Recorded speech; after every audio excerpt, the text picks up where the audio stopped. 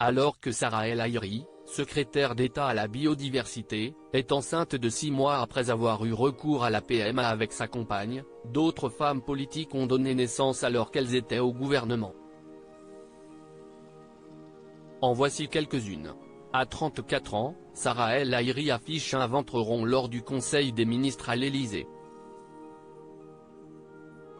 La secrétaire d'État à la biodiversité a fait son coming out en avril dernier. Dans les colonnes du magazine Forbes, elle avait révélé partager sa vie avec une femme.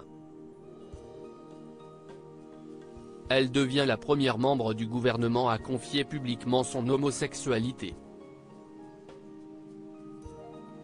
Dans 3 mois, après avoir eu recours à une procréation médicalement assistée, PMA, avec sa compagne, elle accueillera un heureux événement.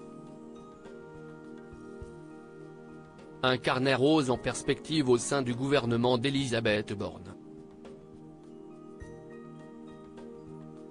En 2009, alors qu'elle est ministre de la Justice, Rachida Dati devient maman.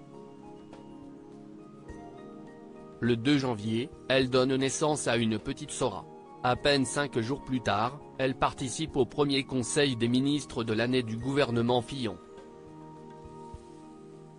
Rachida Dati devient la première ministre célibataire à avoir un enfant.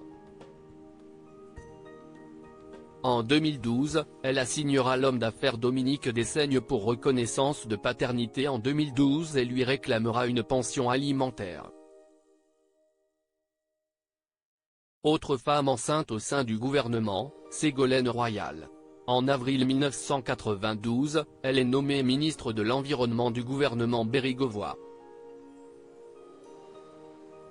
Quelques mois plus tard, elle donnera naissance à son 4e enfant, Flora. L'ex-compagne de François Hollande avait médiatisé sa grossesse pour montrer qu'il était possible de concilier haute responsabilité et maternité. La même année, double carnet rose dans le gouvernement bérégovois avec Frédéric Brodin, la ministre des Sports accouche à quelques jours d'écart de Ségolène Royal. En 2000, Florence Parly est nommée secrétaire d'État au budget sous le gouvernement Jospin. À 37 ans, elle donne naissance à un garçon prénommé Cyril.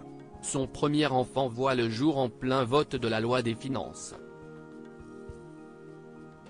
D'autres femmes politiques ont concilié bébé et responsabilité en 2009, c'est sous le gouvernement Fillon que Nathalie Kosciusko-Morizet donne naissance à son 2e garçon, Louis Abel. À 36 ans, la secrétaire d'État à l'économie numérique, avait annoncé sa grossesse sur Facebook. En 2016, sous le gouvernement Valls, à 41 ans, Axelle Lemaire accouche de son 3e enfant. Déjà maman de Gaspard et de Zélie, la secrétaire d'État au numérique donne naissance à un garçon.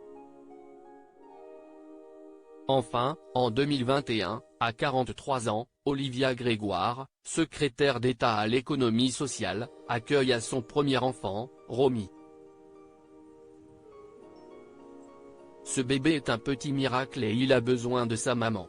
Il est le fruit de 3 ans de combat et d'espoir, avait-elle confié à Paris Match.